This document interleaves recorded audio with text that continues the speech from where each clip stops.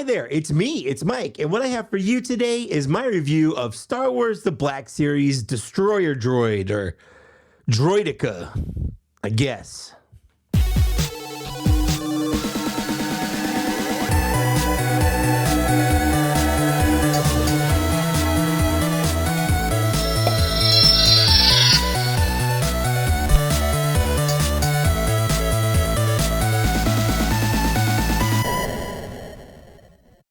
The Destroyer Droid, or Droideka, listen, I grew up calling it a Destroyer Droid because that's what literally all of the material that was advertising the movie at the time it's what they called it. I know they said Droideka in the movie once, but it was spoken by a Neimoidian, and it sounded weird when he said it. Where are those Droidekas? Master, Destroyer! I don't like the name. I prefer Destroyer Droid, but for the sake of the review, I'm gonna have to force myself to say Droideka because it's easier to say. It's just kind of dumb, I think. For years, the Droideka has been one of the most requested Black Series figures in the line, pretty much since the line's inception. And for good reason, it's one of the coolest droid designs of all time, and I think it holds up to today. Droideka's first appeared in Star Wars Episode 1, The Phantom Menace. It opened May 19th, 1999, and since they've pretty much appeared in every prequels trilogy movie, the Clone Wars CGI cartoon, countless comics and books and video games, Droidekas were a force to be reckoned with, and I said that purposefully. They caused Obi-Wan and Qui-Gon to run away when they showed up to the party at the beginning of The Phantom Menace. They can roll at around 40 miles an hour, unfold, pop up a shield, and just start blasting away without any worry of being shot at. Like an obnoxious little kid on the playground yelling, I can shoot you, but you can't shoot me. so annoying. So anyways, I started blasting. Okay, well, first, let's take a look at this absolute monster of a box. I mean, it's a big box for a big bot. I don't want to spend too much time on this because the box isn't the toy, but I just wanted to take a moment and appreciate the absolute enormous size of it. I mean, it's literally the size, maybe even bigger, of two boxes here, just to give you kind of an example. Like, this is nuts. This is huge. On the side, we do have this gorgeous artwork, and now we do have confirmation that this is definitely Darth Maul's leg and lightsaber down here. So single release confirmed. Here's what the bio on the back of the box says. Complete with twin blasters on their arms, Droideka are destroyer droids designed with one goal in mind: annihilation. A droid can completely envelop itself in a globe of protective energy via its compact deflector shield generators that aren't included. It doesn't actually say that last part. That was my addition. Anyways, let's go ahead and get out of the box, shall we? I thought that would roll better. And here we have it out of the box. And look at this. Just look at it. What kind of person would design something like this? A crab tripod with blasters for hands and like a big three-eyed head? I mean, I love this. I really do. So let's start with the head. So he's got this like alien xenomorph kind of thing going on, but with dreadlocks going down the back. It's like a predator alien hybrid kind of thing that I dig. It's also got this really nice gunmetal gray finish that's got a shine or a sheen to it. And there's also a lot of great molded details all up in there. The face itself is on a kind of slider with probably one of the tiniest ball joints I have ever seen in the line. And the face, I guess it's a face. It's the same color as the rest of the figure. There is some nice silver and black paint apps on these protuberances, which, by the way, should technically retract when it goes into ball mode, but they do not move. Fun fact. The neck is an absolute nightmare labyrinth of hinges and struts that move up and down the shoulder assembly. The shoulder assembly is actually attached to these arms via bars and then some molded wires. Each shoulder moves down into a working piston, which is pretty neat. and then it's attached to these blasters. It's accented with gray plastic. It's not painted here, which is fine because I guess that would chip off probably. All the way down to the blasters, which do have some accent paints on the barrels, which is nice. And the wires just kind of run all the way through. The shoulders are held up by the spine that's detailed with molded panels. Just so you know, there's not a lick of paint anywhere in here that I can tell. At the base of the spine, there's these articulated grates, which are the shield generators. And all of that sits on this sort of ball here. From here, there are the 3 legs that come off the ball in a tripod formation, 2 in the front, and of course, 1 in the back. Again, there's actually a lot of great detail molded in here, but not a lot of paint, but there is some paint on the sort of pistons down here that keep up the struts, I guess, on the leg part, the foot part, the toe part. Looks-wise, this guy is spot on. Not only does he look great, his height is great. Here he is with Qui-Gon and Obi-Wan. Oh, they ran away. Anyways, here is some of his fellow droids, if that helps, and some clone troopers, and a Jedi who recently got a new birthday. Happy birthday, you terrible Jedi. So in attack mode, he looks phenomenal, but let's talk about the ball mode, or wheel mode, I guess it's officially called. The first thing I want to say is that it should have come with instructions. I've been collecting Transformers for my entire life, so I've become pretty good at figuring out how to get robots into shapes, but even still, it should have come with instructions. You can look at pictures of how Hasbro did it, and it looks fine, but it's not as good as what we see in the movies. So I spent hours watching clips of them rolling and transforming, and then pushing and pulling joints on the Droideka to see what kind of circle I can get him into. So as far as I can tell, here's the official transformation. First, you gotta fold in the shield generators. Then the blasters push up. Next, you kind of want to straighten out the spine and then push it forward at the base so it meets it all the way down. And I did forget to push these up and back like so. The chest section kind of fits in this little alcove right here. Next, the legs all kind of push in and fold in like a dead spider. That does provide sort of a flat surface for the Droideka to sit on, but in my opinion, it's not very much a ball. It's not really a ball at all. But that's it. That's the official transformation, and now it's not sitting up properly. I don't love it. I don't think it's accurate, but it is how they show it on their website. The problem is it's just not right. First, for transformation, for ball mode, this should be in. That's why the slider is there in the first place. It's out when it's in destroyer mode, it's in when it's in ball mode. But when you do that, it looks even less like a ball. So I get why they did it that way in the first place. From what I can tell, the front leg should be closer to something like this. And then the back leg, there's this groove down here, this droidessy, if you will. And this whole back leg should slide forward like so, which would allow this to meet this, and that would close that gap, giving it a more circular or round shape. I mean, even the recently announced Hot Toys one does it. Stupid, sexy Hot Toys. Look at that ball mode. Oh God. Do I need a Hot Toys Droideka? I hope not.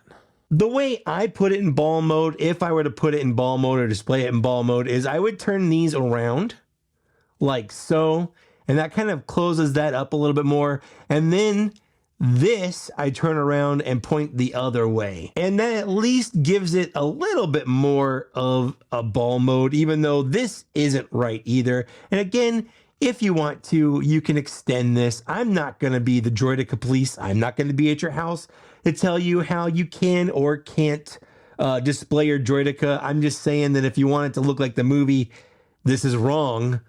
But it's about as close as you can get to a circle with this figure. The problem is that it just does not want to stand up at all. There's just no way you can have it. It's just going to be like this on your shelf.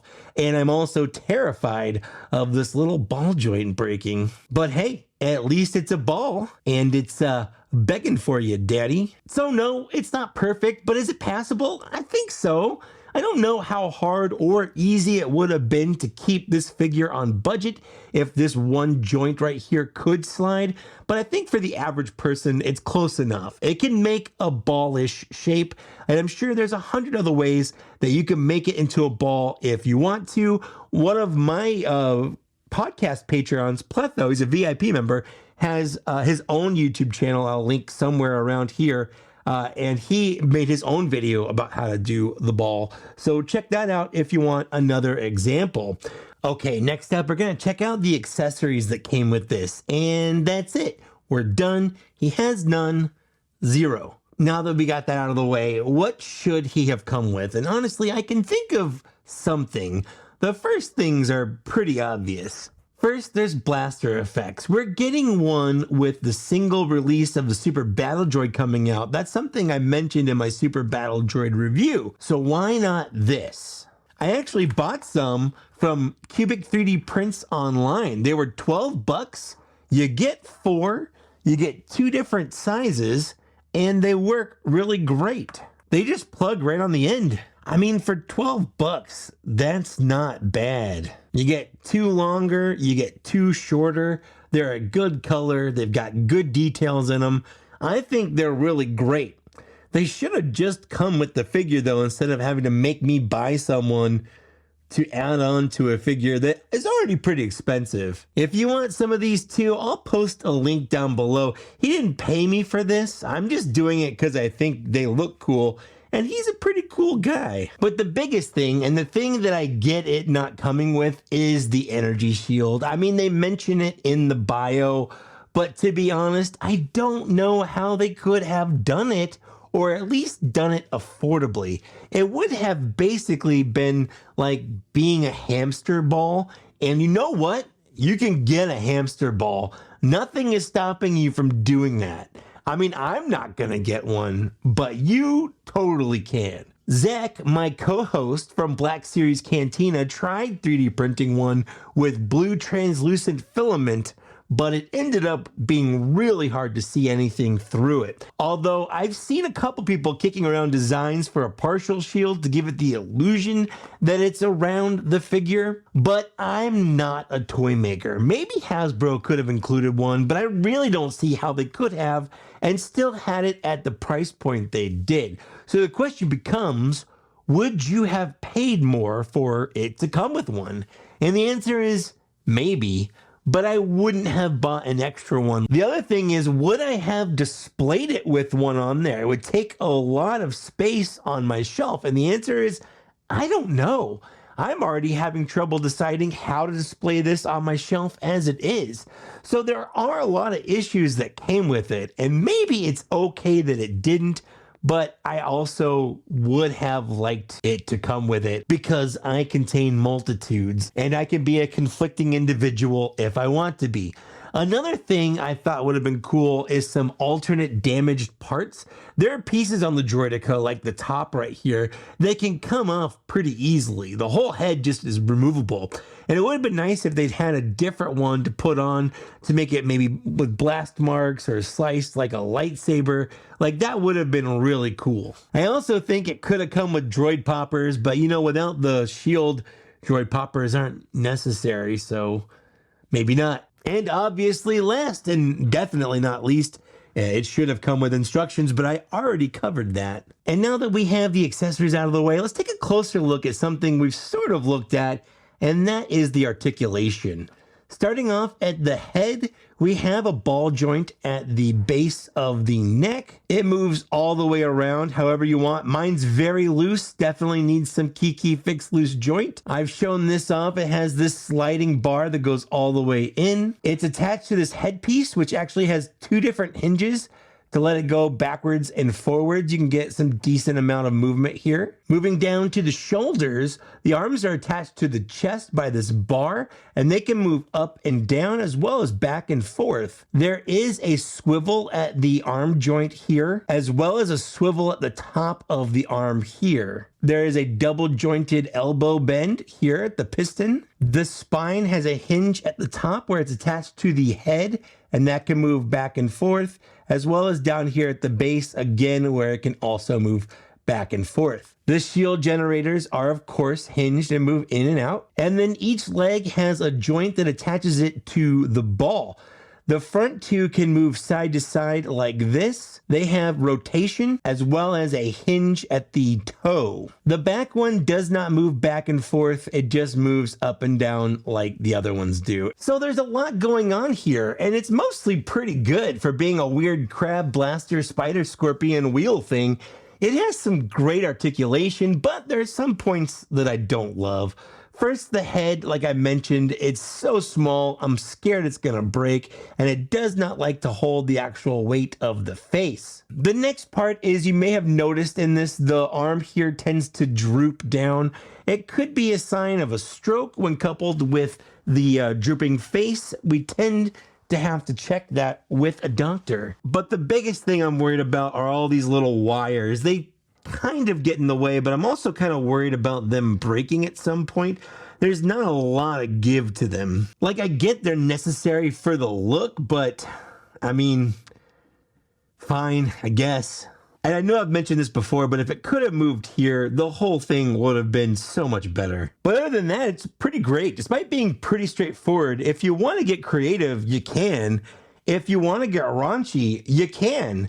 And he could be as fun as your imagination allows, just like a toy should be. So here are my final thoughts. If you're looking for a Droideka, your best bet is ordering it online from whatever your favorite online retailer is. It's fan channel exclusive. And what that means is that it's only available at specialty shops. If you do prefer to buy it physically from a store, you can go to GameStop or like your local collectible shop. They'll have it physically in store. But other than that, you're looking at like Big Bad Toy Store, Entertainment Earth, Hasbro Pulse, ToySnowman. You're not going to find it at Target or Walmart is basically what I'm saying. I don't even know if it's available from Amazon, honestly. So this is a deluxe figure, meaning that it goes for $32.99 instead of $24.99. And the question is it worth that extra $8? Well, it's got the size, it's big. And I mean, the box alone is nuts. When you put it with your other figures, it's not so much that it's tall. I mean, it can be tall depending on how you want to position the legs, but it's mostly that it's girthy. However, it doesn't really have much paint on it, mostly the silver accents. Everything else is molded plastic, and some of the molded plastic is shiny, which is nice. Still molded plastic, and it's got no accessories whatsoever. So is that enough to give this a pass, or are you going to pass on it? Well, that's up to you and your wallet and what fits in your collection. For me, I feel like it was a fair price, but only just. It is big, and I appreciate that. I appreciate the difficulty and challenges that probably went into sculpting the figure.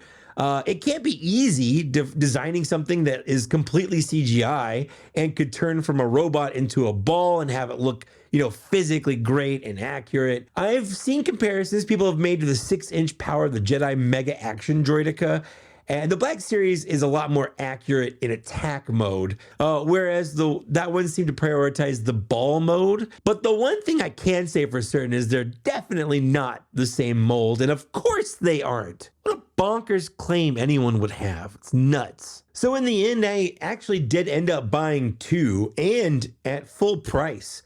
But I probably won't buy any more unless they give me a reason to, like if they were to repaint it, or have some kind of improvement, like they're adding some accessories or, the shield or something. Honestly, I wouldn't mind a Jedi Survivor repaint of this. I'm kind of a sucker for that kind of thing. Overall, I have to say I'm actually pretty happy with it. It has a lot of shelf presence. So I think if I were to give it a score, it's going to be a 3.75 out of 5. Not the best score, but not a bad score by any means. I think it's a good figure. It's ultimately let down just a bit by probably what amount to budgeting issues. Issues like the amount of paint that could have been better, or there could have been more of it, and it could have had something with it, but none of that is enough to stop me from liking it. Obviously, you don't have to agree, so let me know. Do you have this in your collection, or are you going to get it? Does it have a spot in your prequels or Clone Wars shelf? For me, this is a must own. I wish I could say it wasn't because it would save me money, but you gotta bolster those droid ranks. So that's my review of the Star Wars Black Series Droideka Destroyer Droid. Let me know down in the downstairs area what you think of it. Do you like it? Are you passing? I love to read and respond to comments when I can. I'd also love to take a moment and thank these people here for supporting me on YouTube as channel members. If you don't know, I got rid of my Patreon, and the people in this list are either all new or members of MK Super or above. So, check out my channel update video if you want to know more about that. And that's it. Thanks so much for watching. It means a lot to me that you get this far. Like, share, and subscribe, and I'll see you later. Bye, Joel. It was fun being your friend.